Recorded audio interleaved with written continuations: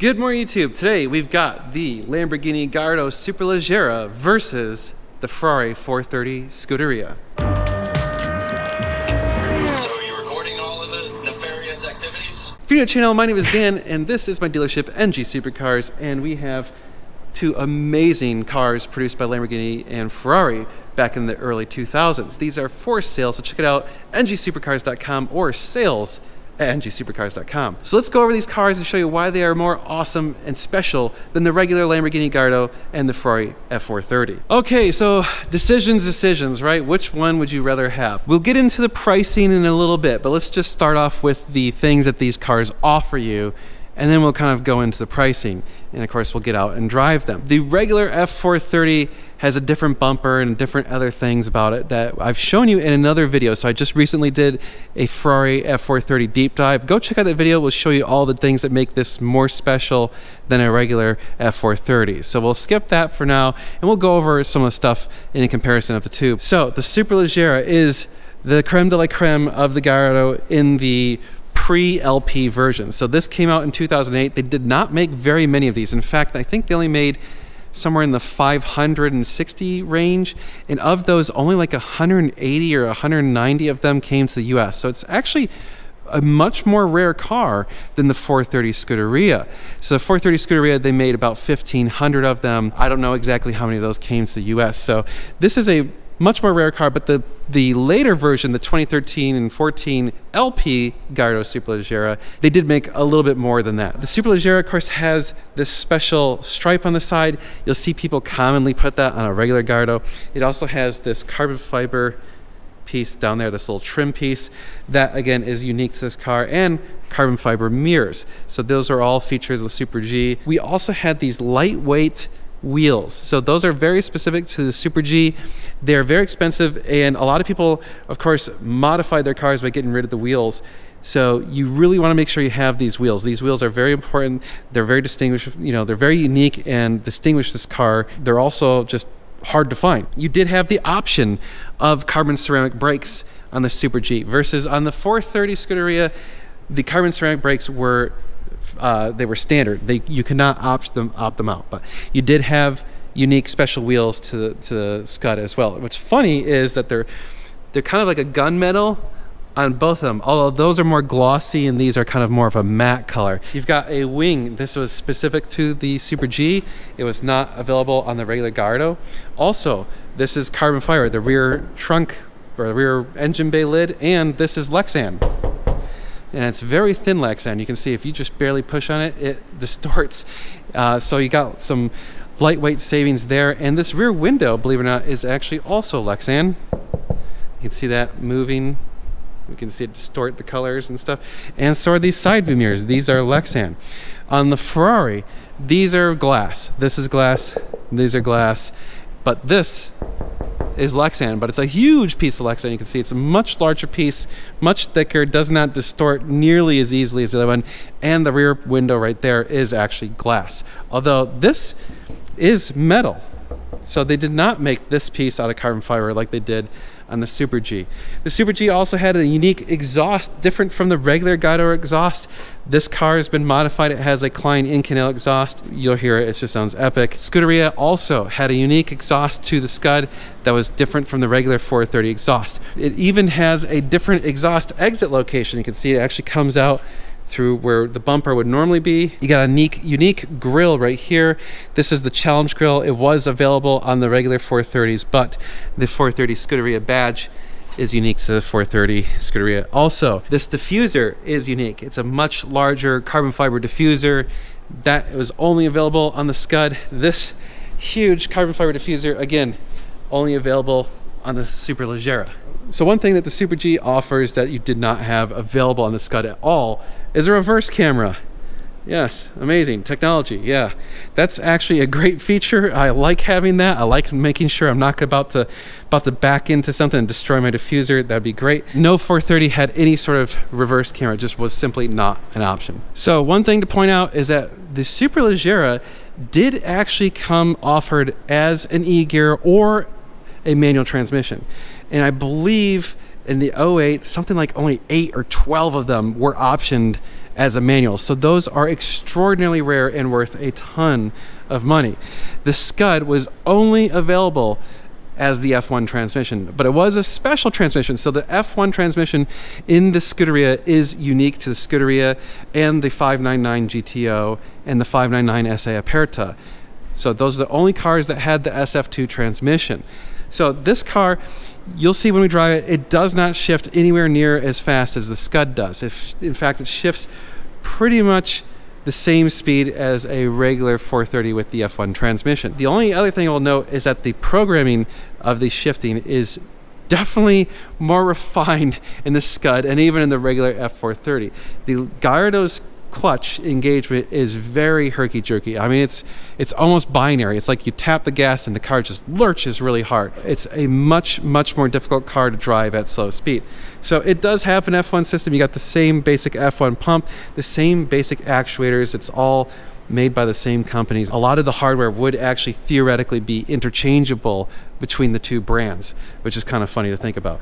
But you've got the V10, and this is the older pre-LP V10. So this is arguably the last true Lamborghini designed engine.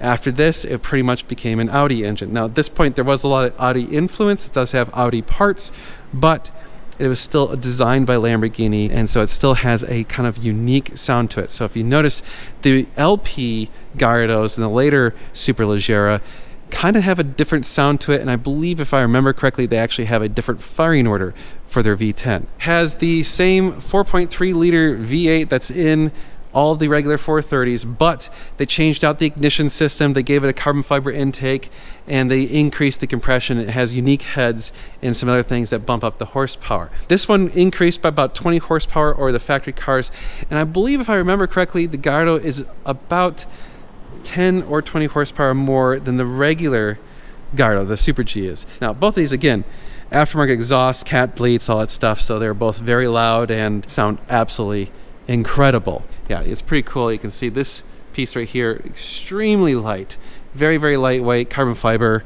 You can see it's, yeah, that's awesome. Whereas this still is pretty heavy. This piece does have some heft to it, but a little bit lighter than the regular 430. So before we go into the cars, let's pop open the trunks. You'll see this is just a function of the 430 versus the regular Gallardo. 430 actually has a very sizable trunk. You can actually fit about 2 carry-on sized bags in there plus backpacks. So if you actually wanted to take a road trip, this car would actually work. This car, yeah, the trunk space on this is very limited. So yeah, that's all you get. You can fit maybe 1 bag. Much smaller. Now, if part of that's the function of this has all-wheel drive, so you've probably got some sort of differential in the front that's taking up space. But yeah, that is a very small trunk. I mean, you could fit 2 of those trunks in this trunk and probably still have room for another half a trunk. So don't expect to be taking these on longer road trips, or if you are, don't bring someone who's got a, large collection of clothes. Now, moving on to what is probably the most awesome part about both these cars is the interior. Both of these cars have full carbon fiber interiors, and it's absolutely glorious. So you can see carbon fiber panel for the door card, little tiny door pulls. You don't have like big things. You got even a carbon fiber door handle right here. You've got Alcantara seats on the Super G. These are unique seats to the Superleggera. The little bubble pattern or whatever, that is awesome, and it even says Superleggera in the seats. Very cool seats in these cars.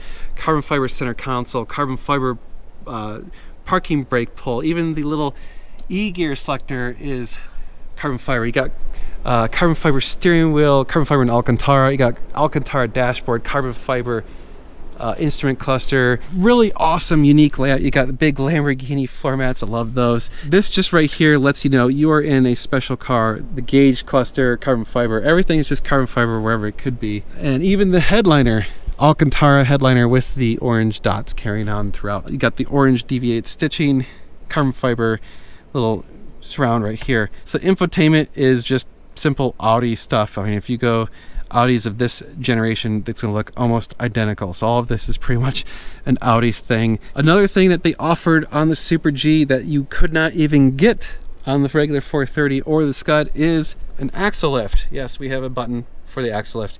Very nice feature. I don't know why Ferrari never offered it on the 430. I guess they just didn't have that available. So the 430 Scuderia interior, again, carbon fiber door cards. You do have like a aluminum pull right here, a little tiny door handle right there.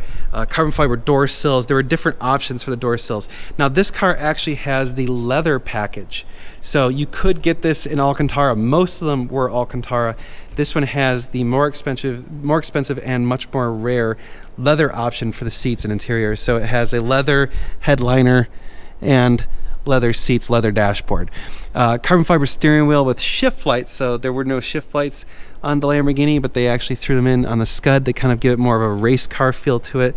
Carbon fiber center console, carbon fiber instruments. This whole center stack is carbon fiber. So pretty much everything that, again, could be carbon fiber was carbon fiber. The other interesting thing that they did on the Scud that they didn't do on the Super G is you don't have carpet. You don't have anything. No sound deadening, nothing. Diamond plate floors. That, you know, I guess it's like, wow. This thing is much more race car than that is. That still has a couple of creature comforts, but, you know, this thing's pretty crazy. So before we get in and drive them, let's talk about money. So here's where it gets to be a pretty big gap. For some reason, and I don't know exactly why, the Superleggeras are not holding a massive premium against the regular Gallardos compared to the Scuds. I don't know why. It doesn't make sense to me. The Gallardo Superleggera is far more rare than the Scud is to the F430. Like, as a percentage of the total production for the 430s versus the percentage of the total production of Gallardos. Purely sheer numbers, there are less Super Gs than 430 Scuds. So I don't know why, but a Scud in good condition with reasonable miles, you're talking close to around $300,000, plus or minus, let's say $50,000, depending on miles and condition and whatever. Now this is the pre-LP Super G, because there is a big gap between the pre-LPs and the LPs. Pre-LP Super Gs are anywhere from $120,000 to $180,000. You're talking about $100,000 less than the Scud. The LP Super Gs are probably about $10,000 to $30,000 more for an equivalent car. Now the Super Gs were only offered in a few colors. I believe I want to say it's 5 colors. Could be wrong in that. I know it was orange, green, black, white, I believe, and I think one other color. The Scuds you can get in a huge variety of colors. Pretty much any color that Ferrari offered you could get the car in. So there's quite an array of colors. Although white was pretty uncommon, it was pretty rare. Is the Scud worth about $100,000 more than the Gallardo? Well, the market seems to think so. So whether or not you think so, the market does. And I don't know if that's accurate or not, or if that's a good representation of realistic values. It could just be because the 430s as a whole are holding value more than the Gallardos anyway. So the regular Gallardos versus the regular F430s, the regular F430 is worth considerably more than a regular Gallardo. Let's go out and drive it and see which one we like more. All right, YouTube, we're in the Super G. Of note, the key is just an Audi key from that area, Volkswagen key. Kind of boring, but it does have Lamborghini on it. All right, it's got that flip out thing. This one has a key that you have to put in the ignition, turn it all the way, and then foot on the brake, and then turn it forward. All right, now I'm gonna put it in sport mode because that's what you do when you drive a Super G. And again, the way the clutch engages is a little bit different than the 430. Already, the steering is much heavier. I gotta shut the door. So what I was talking about with the herky-jerkiness is when you give it gas, the way it engages the clutch is like more binary than the 430. It doesn't kind of roll on it, kind of like engages. So it like lurches the car pretty hard. It takes a little bit to get used to. Now we have 8,000 RPM red line. I can't remember now if it's 560 horsepower, 540, somewhere in the mid fives for horsepower. I don't remember all these exact numbers. There's a lot of numbers going around, whatever. It's got a lot of horsepower.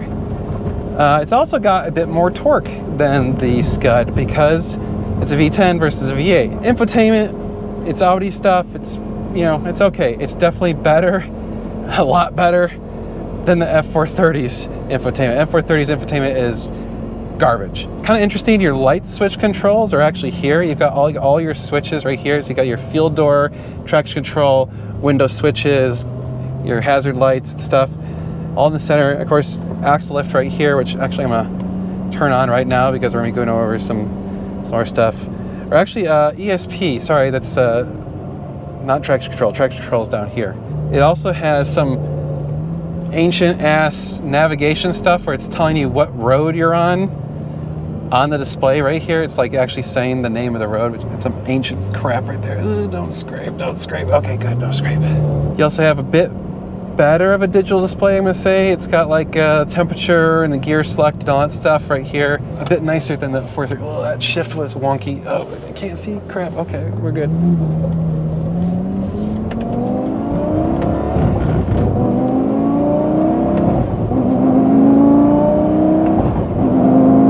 Alright, axle lift automatically comes down when you go over a certain speed. Just gotta get used to everything, kind of getting used to this car. The shifts, definitely slower, definitely not refined, kind of very herky-jerky. The Gallardo's visibility is garbage compared to the Ferraris. The forward visibility is crap. The windshield starts, because the windshield's so raked, you have a harder time seeing. It's hard to gauge where the front of the car is. It's also a shorter nose, but the dashboard is so long that it kind of gives you a false perception of where the front of this car is. The side visibility is also pretty terrible. You got these much shorter windows, so overall visibility is definitely worse. Rear visibility in both cars is not ideal. It's definitely crappier in the Super G, big wings sticking up in the middle of your visibility, but you also just have a very small, short window.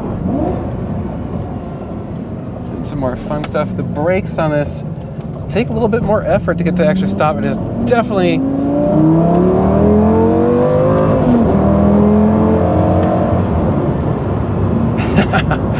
definitely a rougher riding car than the Scud. You feel these bumps a lot more. It feels very planted though. It's not got any body roll. It feels very composed on the road. I mean, it is rough. Doing a road trip in this does not sound as appealing to me as it does in the 430. Oh yeah, this is a bouncy road and that you're feeling that. Oh boy. Oh, that sound though.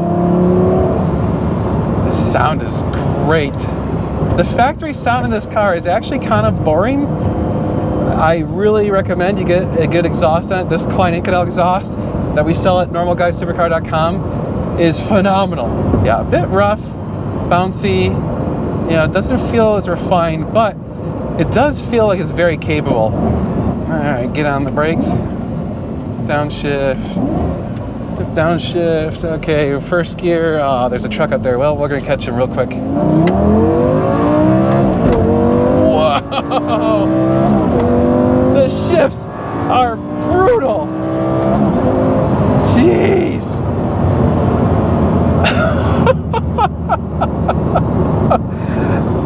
I forgot how brutal those shifts are. Oh my lord. The electronics are just like, we don't give a f. Get in gear now. Now.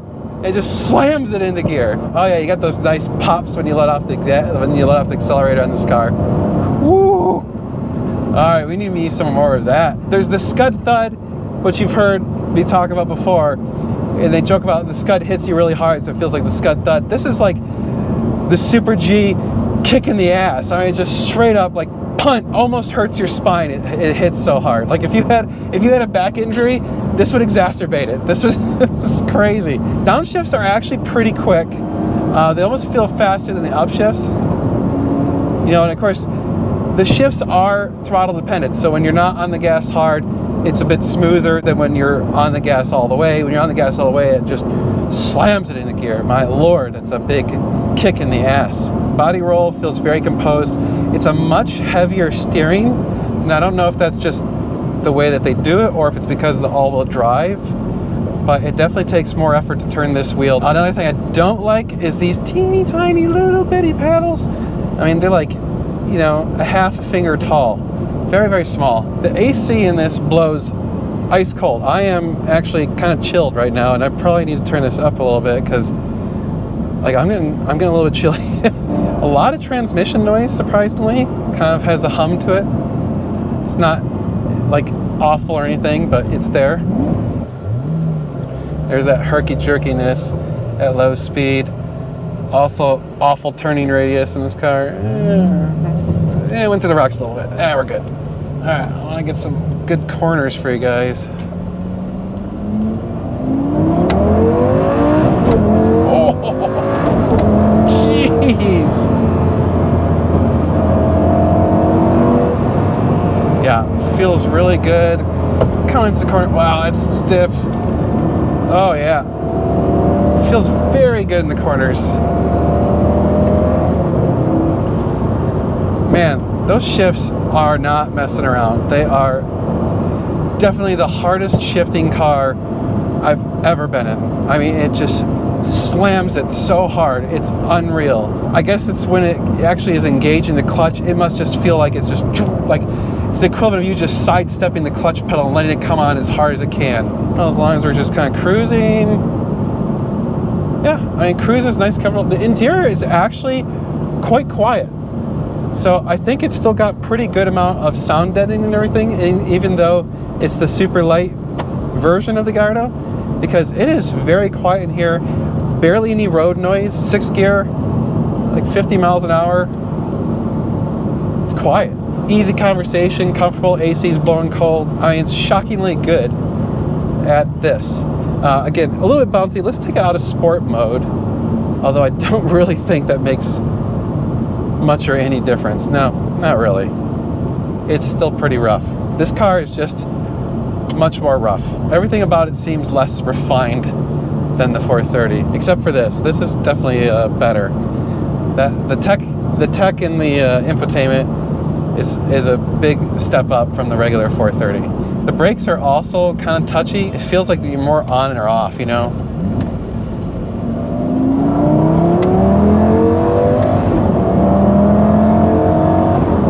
So if you work with the computer in this car, you can shift much more smoothly.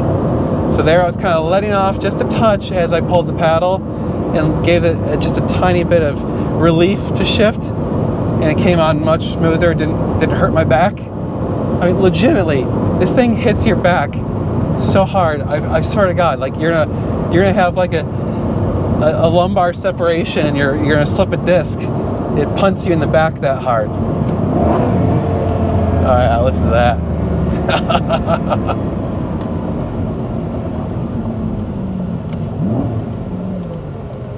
All right.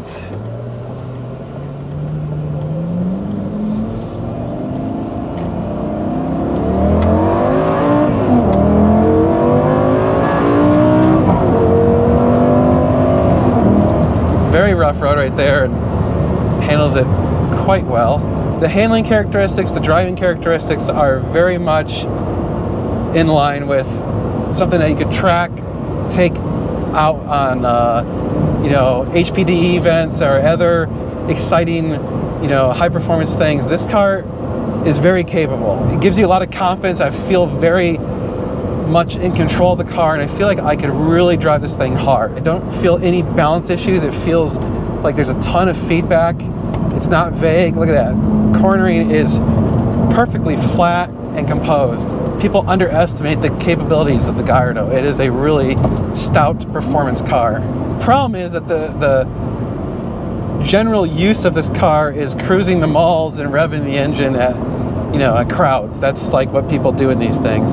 It's a shame that no one really is tracking these things or driving them real hard, because it feels like it could do a really good job. I mean, it's got a lot of power, tons of torque, and again, the handling is great. One last good acceleration run.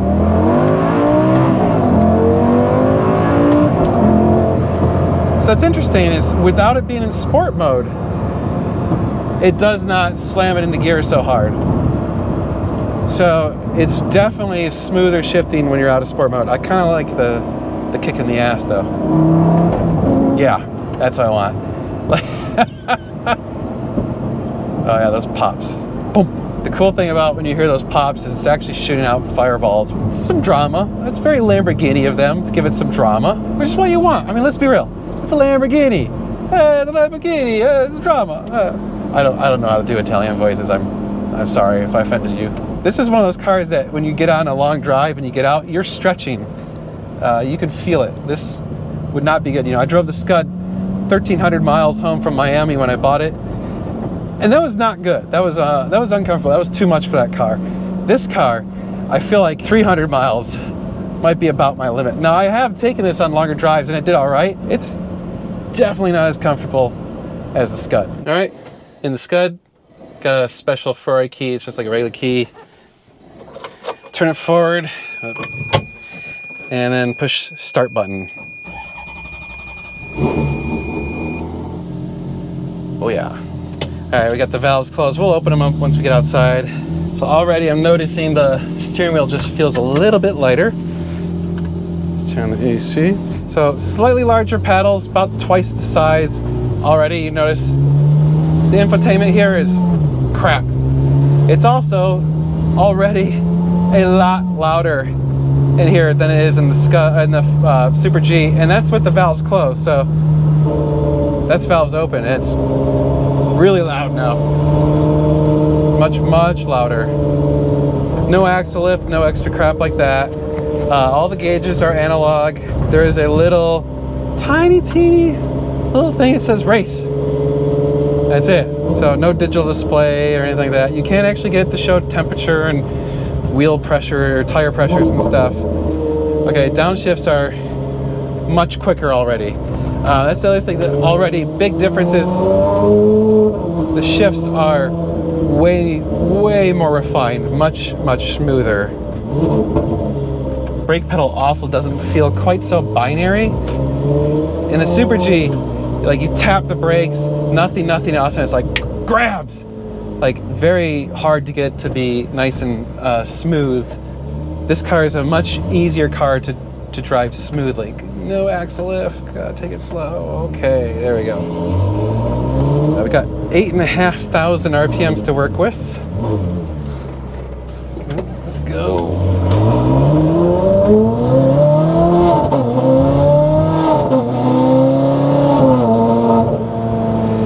Oh yeah. Transmission's gonna be the most noticeable difference. Even though it's very similar technology. In fact, it's basically using the same pump, same actuators on both cars. They did have a different shift box, and again, the SF2 transmission is actually different. It's got double synchros and some other things about it that make it kind of special compared to the 430 or the Gallardo's regular transmission.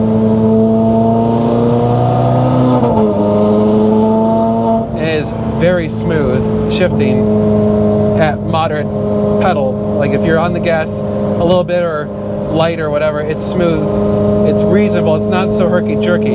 It also doesn't come on so binary, so I feel like in the Super G, like I said, you tap the gas, it's just like, ugh, grabs. Okay, we need to get in front of these guys. All right.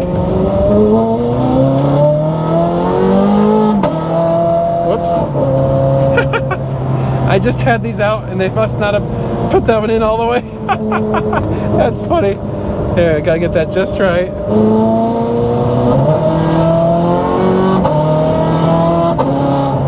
So you notice it shifts almost instantly, but it doesn't have that same just brutal punch in the ass. I think the big difference is that this shifts so much faster that you don't have the slow down, then the shift. It's still going, like it's still moving the same momentum forward. It does have a bit of a kick to it too.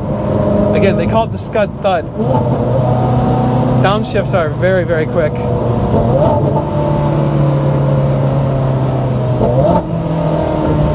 Car feels very composed. We're in race mode, by the way. All right, here we go. This thing's gonna fall out.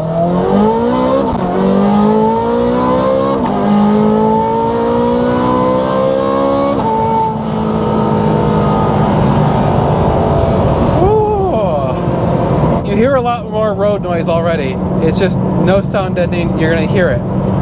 You hear the engine a lot more, obviously, because no sound deadening. The bumps feel a lot smoother. The car feels a little bit more nimble. The Super G is quite a bit heavier because of the all-wheel drive system and some other things. So this feels a little bit more light on its toes. I feel like I have a bit more control. It's a little bit more precise. The thing that we like to say is this feels like a scalpel and that feels like a hammer. And I think that's accurate. Like, that's an Italian muscle car, and this is much more precise and nimble.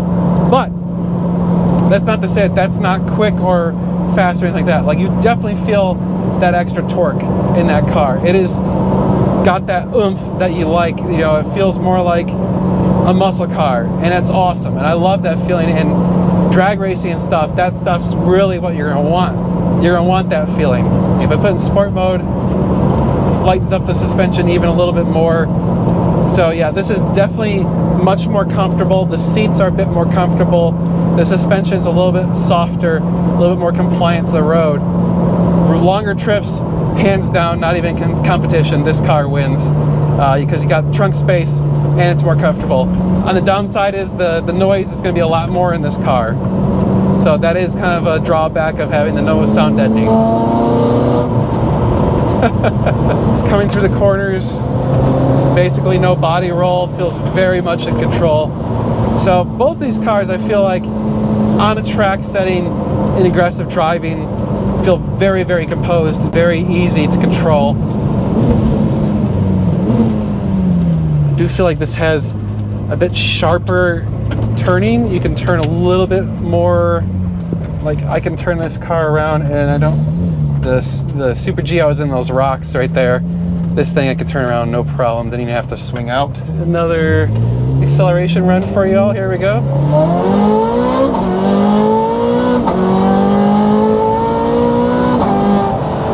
So yeah, it's still got that punch, but it's not quite as violent. It is much faster.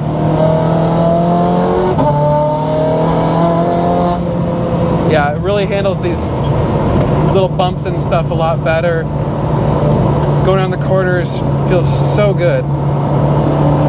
Yeah, way more precise. I think that's more of a function of the weight. The weightiness of the Super G is noticeable. This just feels a little bit more nimble. Wow.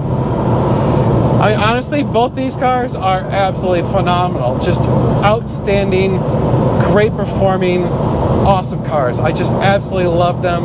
It's hard to go wrong. I don't know. I don't know which car I'd rather have, honestly. This is just such a good car. So is that. So is the Super G. Completely different exhaust note. You know, this has that high-pitch F1 scream to it. We don't have those same pops and bangs on the D-Cell. It doesn't do that. So I lose a little bit of that drama, the Lamborghini flair. You know, after all, this is supposed to be like, it's a Ferrari, yeah, it's a Ferrari. It's supposed to be refined and prestigious. Oh, downshifts are awesome in this thing.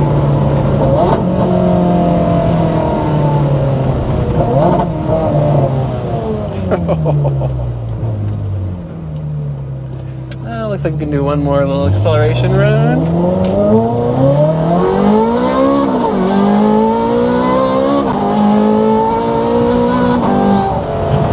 You can actually feel it having to fight the traction on that because of those bumps in the road. That was cool.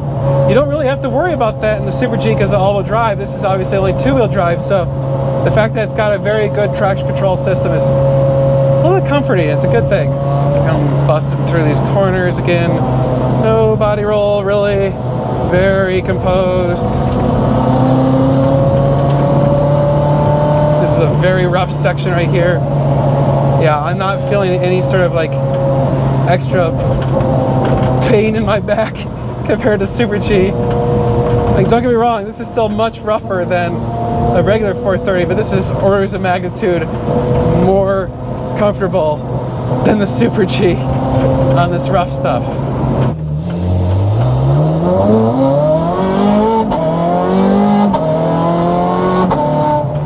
God. It's a shame they got rid of the single clutch transmissions in the Ferraris after this because they finally perfected it. I've said this before.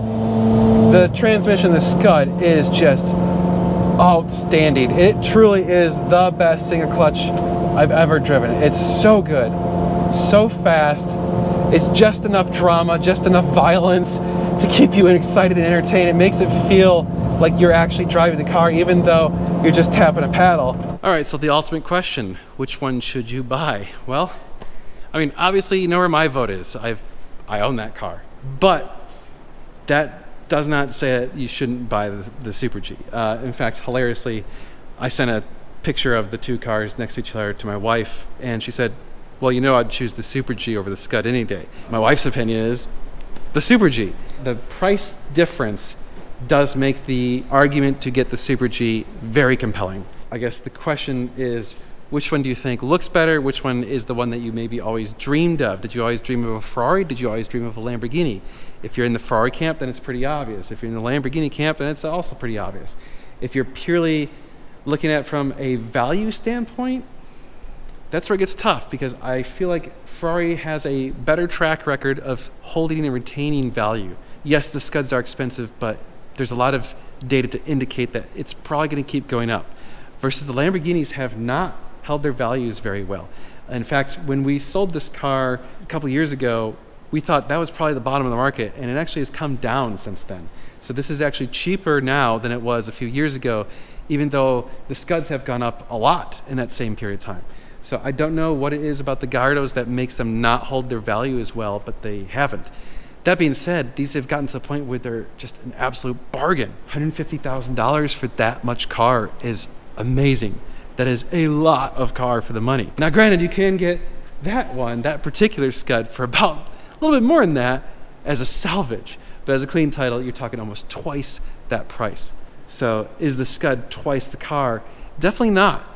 It is not twice the value at the moment, but there's a lot of reasons why I think it's a better car anyway. So I don't know. That's a tough question, one that you would have to answer yourself if you're in this situation of actually deciding between the two. Well, if you want to buy this car or that car, send us an email, sales@ngsupercars.com. Go check out the website, ngsupercars.com. There you can find more pictures and information about them.